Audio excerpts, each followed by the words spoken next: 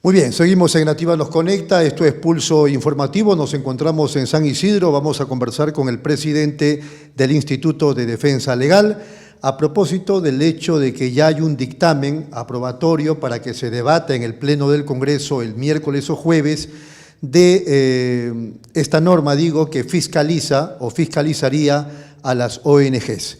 Vamos a escuchar la posición de Carlos Rivera sobre el tema. Carlos, buenos días. Señor Rodolfo, muchas gracias, un gusto de conversar contigo. Mira, bueno, es una suerte de amenaza que se está cumpliendo, ¿no es cierto? Viene de julio, ¿no es cierto? Cuando estaba terminando la primera legislatura y había un hecho casi inminente de que se aprobaba la norma. Salvo la reacción de un conjunto de embajadas de la Unión Europea y la de Canadá y Estados Unidos, eso desde nuestro punto de vista paralizó esa circunstancia. Pero ahora, en cumplimiento a una agenda estrictamente política del Congreso, me parece que han reactivado, y yo estoy seguro, como estamos seguros todos los directivos de muchas ONGs, que esto se va a aprobar en 5 minutos si se somete al Pleno, ¿no? Es decir, creo que hay una suerte de coalición que viene desde el fujimorismo hasta Perú Libre, y que comprende, creo yo, también al propio Ejecutivo, de establecer mecanismos de fiscalización que son en estricto absolutamente ilegales. Entiendo que ya las ONGs son motivo de fiscalización. Hace mucho tiempo, ¿no? Desde la creación del APSI, estamos hablando de que hace más o menos 2 décadas, hay un proceso de fiscalización que cada vez ha sido más intenso respecto de algunas ONGs, ¿no? Es decir, el IDL es fiscalizada todos los años, PROMSEX o la Coordinadora de Derechos Humanos somos fiscalizados todos los años. Por lo tanto, no es cierto que seamos un grupo de personas jurídicas que estamos como exentos o fuera de cualquier proceso de fiscalización. En realidad, eso no es cierto. Yo diría que somos más fiscalizadas que varias personas jurídicas, ¿no es cierto? Pero en estricto, la norma que quieren aprobar a como dé lugar en estos días, ¿qué dice? ¿Qué sostiene? A ver, primero que quiere establecer una suerte de sometimiento de todas las personas jurídicas que son calificadas como asociaciones civiles u ONGs a un proceso de fiscalización. En segundo lugar, quiere establecer procesos de sanciones administrativas que pudieran ir hasta una suerte de liquidación o cuasi liquidación. ¿En qué sentido? En el sentido de que se pretende generar procesos de fiscalización sobre las propias actividades, bajo criterios absolutamente laxos o yo diría desproporcionados. ¿Qué cosa es bajo la ley las acciones políticas de las ONGs? ¿O qué cosa es bajo la ley lo que APSI puede considerar de que se ha distorsionado el objetivo de un proyecto de alguna asociación civil o de una ONG? Por lo tanto, se le pretende dar a APSI un poder absolutamente discrecional sobre conceptos amplísimos que simplemente van a conllevar que a nivel administrativo se tome decisiones sobre las acciones, sobre los objetivos, sobre los proyectos institucionales, bajo la consideración de que se está haciendo una actividad política o se está excediendo a los objetivos de un proyecto institucional, ¿no? Pero ¿tendría o no sustento justamente eso, que se supone que los dineros llegan de afuera en pro del desarrollo del país y no para asuntos políticos? Mira, si ocurriera, no tengo duda que eso estuviese justificado. Pero cuando nos referimos a que hay procesos de fiscalización, esos procesos de fiscalización comienzan con el propio donante, digamos. Nadie te dé el dinero para que hagas lo que te da la gana, digamos. Cada vez en la última década ha habido un proceso de crecimiento del proceso de fiscalización de la cooperación internacional. Y cuando hablamos de cooperación internacional, estimado Rodolfo, hay que hablar de por lo menos 3 tipos de cooperación. La privada, que te digo, tipo Fundación Foro o Open Society, la cooperación multilateral que puede provenir de Naciones Unidas o la cooperación de gobiernos. Digamos, los gobiernos, Canadá, Estados Unidos, Europa, tiene agencias de cooperación. Y ellos constantemente están evaluando en qué lo gastan. Sí, por supuesto. El Estado peruano ahora quiere decirles, yo voy a cuidar tu dinero, a ver en qué están gastando. Exactamente, ¿no?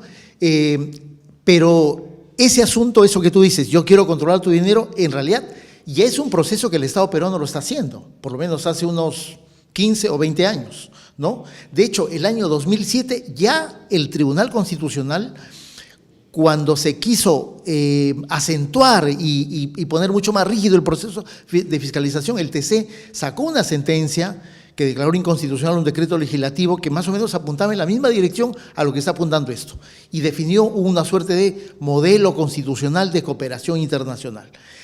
Pero lo que ahora se pretende es abrir un terreno de absoluta arbitrariedad, absoluta desproporcionalidad y de instrumentalización de criterios estrictamente políticos. Es decir, esto que te menciono de que supuestamente el APSI va a definir qué cosa es una actividad política, o si es que la acción o el trabajo de una organización no gubernamental está ingresando en una esfera política, en realidad eso es un elemento absolutamente subjetivo, digamos. Lo que hace el IDL en materia de derechos humanos o la crítica sobre políticas públicas, el APSI nos podría decir, oye, ustedes están entrando a un terreno político y por lo tanto voy a aplicarles una multa que podría llegar a 250 UITs para…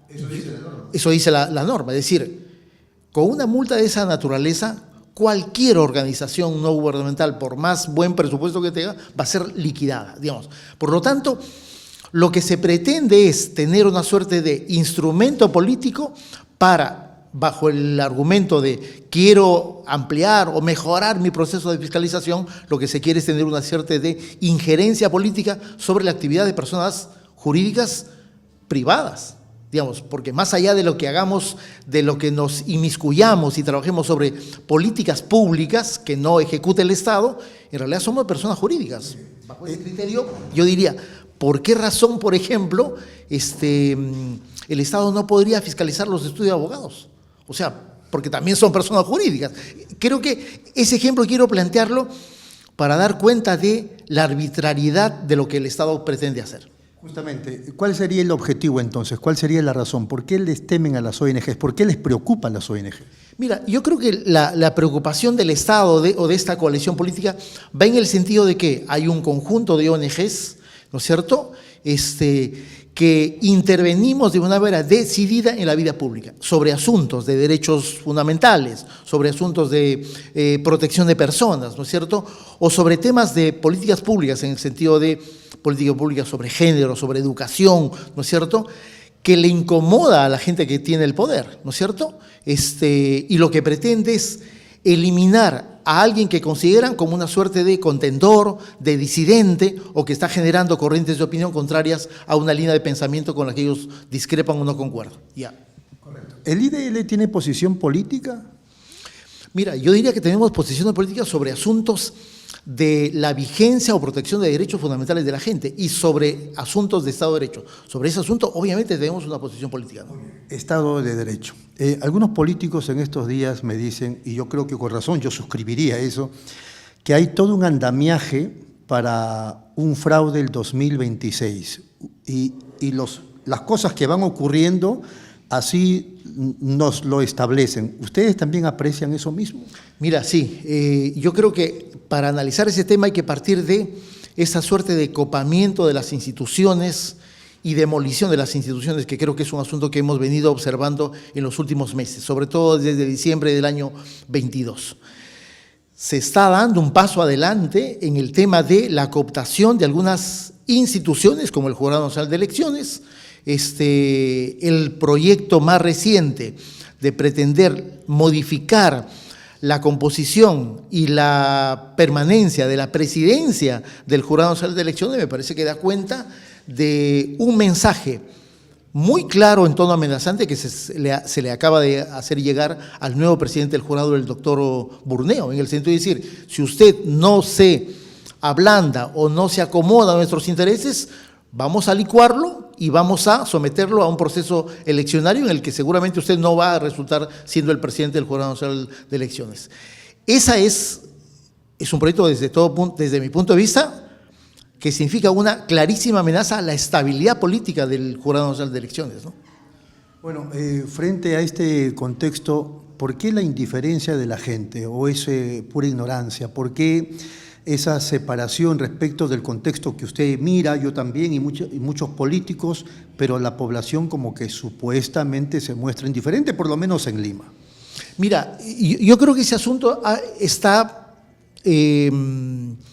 desarrollándose o moviéndose, me da esa impresión, Rodolfo.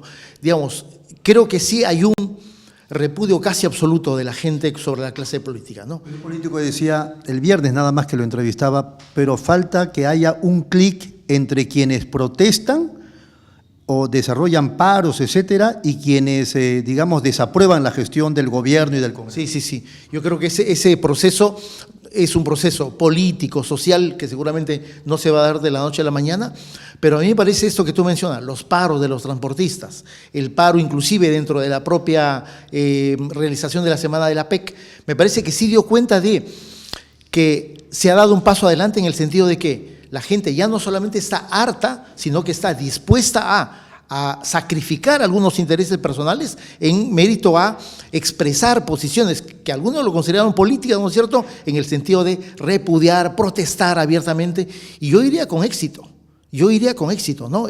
Ese asunto en algún momento seguramente va a tener que buscar una representación política, es decir, la gente que está protestando, la gente que no se siente representada con los políticos tradicionales va a tener que buscar un mecanismo de representación política para decir, oye, mira, queremos que estos que son los nuestros, los que nos están representando, estén en algún momento en una posición política de gobierno.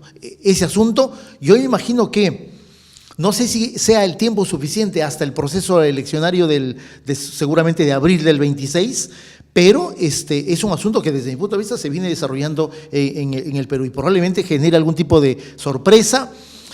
Y eso va a generar un aislamiento y ya no solamente repudio, sino un arrinconamiento de los políticos y de las organizaciones políticas tradicionales, ¿no? Sobre ese contexto, ya para ir terminando, al IDL, por ejemplo, le preocupa la presencia de 37 partidos y que pueden ser más respecto de qué puede pasar en el proceso electoral del 2026. Sí, yo creo que no solamente al IDL, creo que a ti, a cualquier hombre bien intencionado en el futuro político del Perú, por supuesto que sí. Es decir, no es posible entrar a un proceso de cambio de gobierno con casi 4 decenas de partidos. O sea, eso no es posible. Lo único que puede garantizar es que vayamos a repetir un poco la historia de las 2 últimas elecciones, es decir, que gane el mal menor y que gane con un porcentaje del electorado mínimo y que busque alguna alianza solamente electoral y que por lo tanto eso lo único que garantice es de nuevo 5 años de abierta y clarísima inestabilidad. Entonces, ¿cuál sería la ruta, cuál sería la recomendación, cuál sería la aspiración respecto de tantos partidos frente a un año como el 2025, donde dicen que sería crucial el tema de las alianzas? Mira, es una pregunta bien complicada. No hay una fórmula como para decir, por lo tanto, únanse de los 39, únanse 10 o 15, y por lo tanto eso ya significa que existe una alternativa política. En realidad, las alternativas políticas o las alianzas o los proyectos políticos no nacen solo de la sumatoria de partidos inscritos, tienen que nacer como consecuencia de una expectativa ciudadana, un respaldo ciudadano y una agenda política que desde nuestro punto de vista tiene que ver con la agenda de la conservación, protección de la democracia en nuestro país, ¿no? 2 últimos temas. ¿Qué impresión a usted como persona, como hombre de derecho, le causa el hecho de que un policía, digamos, sufre lo que sufrió este policía que está herido en San Borja, en la balacera, sí, y 2 de sus colegas le roban? Mira, yo creo que eso es un lamentable ejemplo que da cuenta de que hay una institución como la policía que ha tocado fondo, ¿no? Es decir, eso ya no solamente es corrupción, yo creo que eso ya es la destrucción de todo valor, no solamente policial, yo diría ético, humano, ¿no es cierto? O sea, esa acción podría ser repudiable inclusive contra el delincuente más avesado, pero contra un policía me parece que eso es un asunto que debería servir de un hecho que genera una reacción muy pronta y muy radical de parte de la policía, pero en realidad no sé si eso ocurre lamentablemente, ¿no? ¿Se solidariza a Carlos Rivera con lo que le ocurrió este fin de semana al congresista Alejandro Cabero? Sí, porque en realidad me parece que más allá de la discrepancia que podemos tener, que tenemos con Cabero por sus posiciones políticas, en realidad nada justifica una agresión física contra nadie, en absoluto.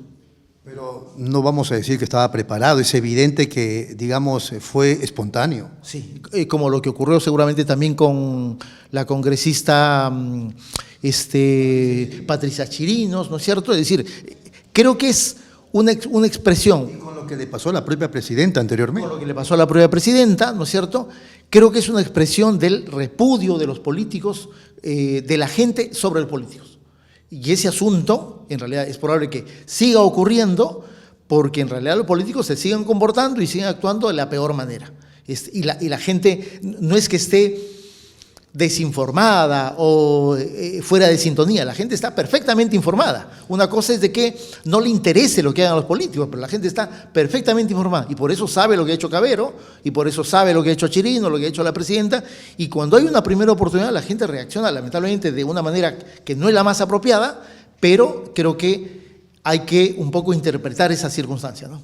Carlos, a ti, Rodolfo, muchas gracias. Al presidente del IDL, vamos a la pausa, regresamos.